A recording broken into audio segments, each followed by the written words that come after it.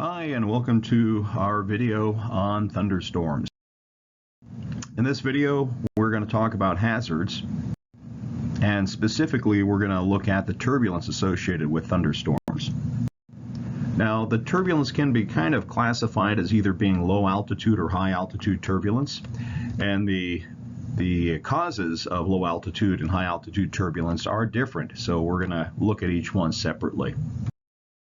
Low altitude turbulence can be caused by several different types of thunderstorm phenomena that can be generally classified as outflow phenomena. And that includes derechos, downbursts, microbursts, and gust fronts.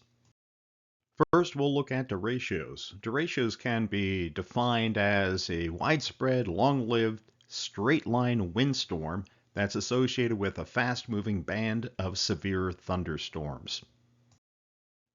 Derechos are large-scale events that are caused by several downburst clusters. The diagram here shows the size of different types of downburst phenomena, whereas derechos are on the top. They're the largest, and they're composed of several downburst clusters. On the bottom is microbursts, a much smaller scale phenomena. And in between, you can see there's downbursts. We're going to cover each one of these types of phenomena, but we're starting with derechos because that is the largest scale phenomena. Derechos are produced by multicell or squall line type storms.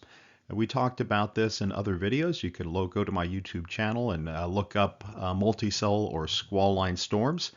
But these are long-lived weather phenomena that typically produce bow echoes, and we had discussed bow echoes in other videos, and bow echoes indicate that there is probably strong straight-line winds.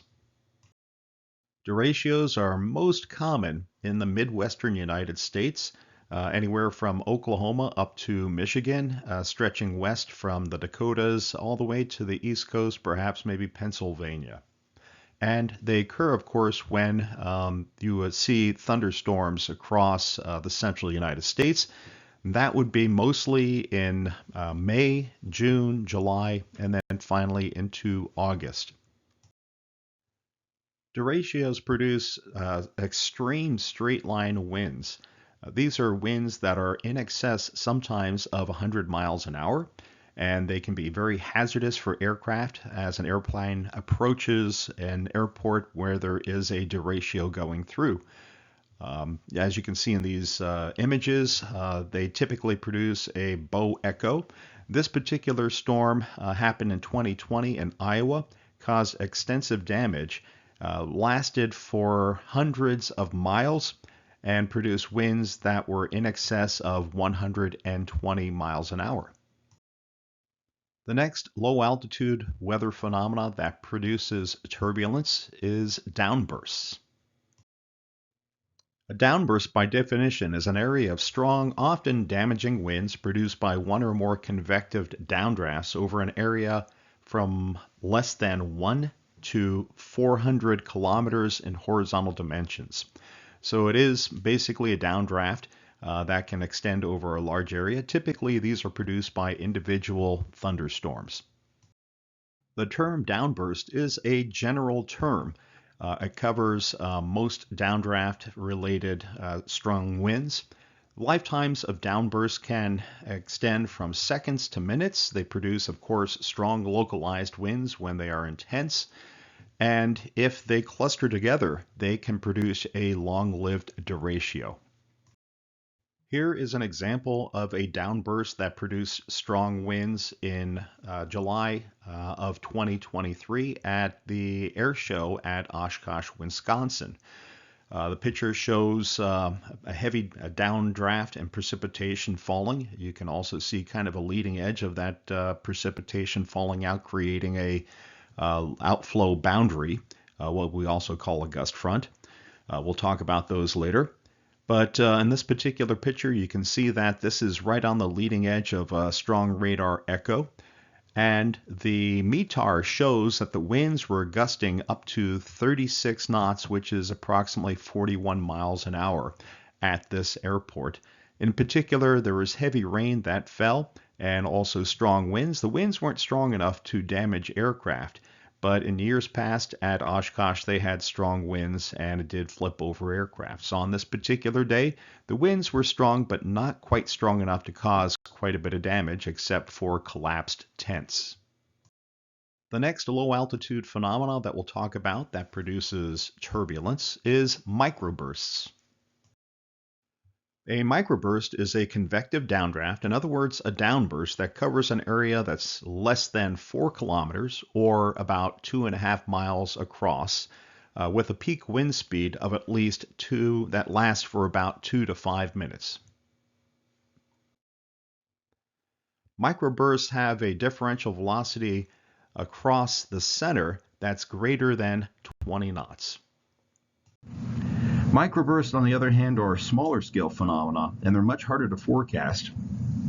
Typically, they have a diameter of less than 2.5 miles across, and by definition, the wind has to change by more than 20 knots across the shear, and they last a little bit less in duration, only up to about maybe 25 minutes in time, but the strength can be just as strong as a macroburst and even stronger.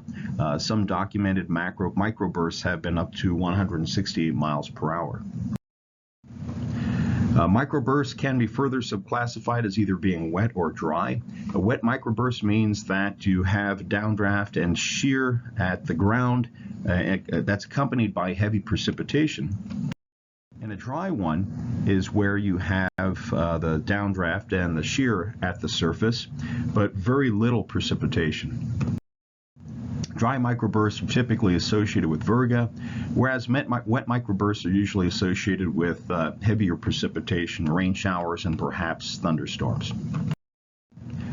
Microbursts vary in strength, but the average strength as measured by research projects over the years seems to be about 47 knots.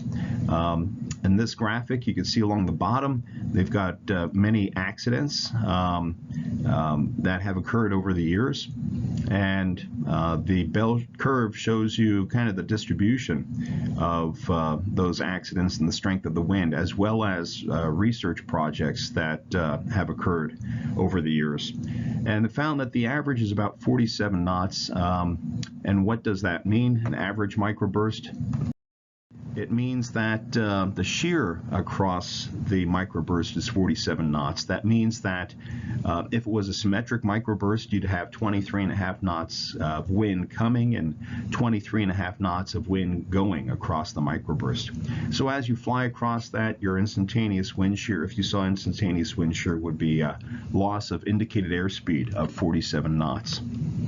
Now, most typical aircraft cannot handle a microburst of 47 knots.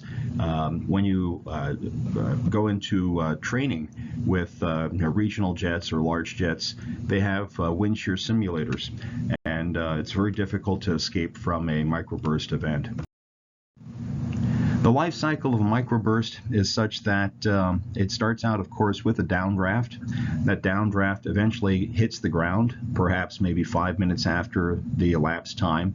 But the key point here to take away is that the microburst gets stronger after ground contact, and typically about 5 minutes after ground contact. And then after another 5 minutes, 15 minutes from the time that the downdraft started, it starts to dissipate. Microbursts can be either symmetric or asymmetric. Symmetric means that there's typically very little wind in the atmosphere or wind shear, and as a result, the cumulus clouds are not moving along at a very good clip. They're moving kind of slowly, and the precipitation that falls, either a wet or dry microburst, falls more or less vertically straight down, and the diverging wind is the same on either side of the microburst. So the winds accelerate out away from the downdraft, and then where the environmental air meets the outflow wind, that's where you start to see these roll vortices. And those roll vortices can cause rolling moments in the aircraft, also strong updrafts and downdrafts for that matter, and also extreme turbulence depending upon the strength of the wind. Here's an asymmetric microburst.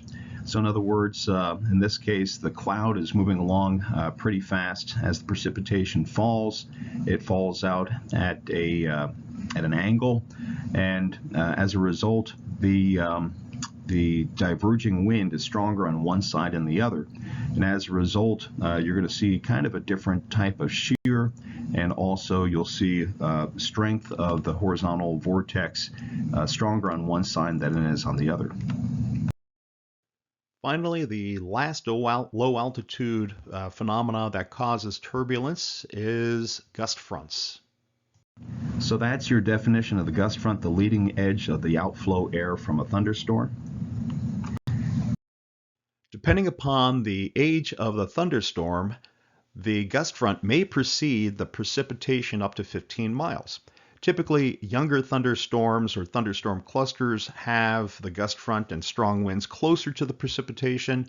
As the thunderstorm ages, the cold air moves away from the thunderstorm, and you may have a strong wind and wind shift up to 15 miles ahead of the precipitation.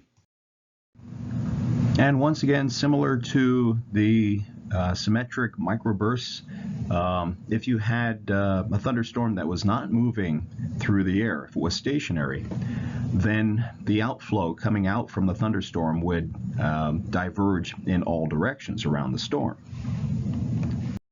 But since most thunderstorms are moving along at a pretty good clip, if you add the storm motion to the outflow of the wind coming out of the storm, you'll see that the gust front and the accompanying winds are stronger in the direction that the storm is moving and weaker on the backside of the storm.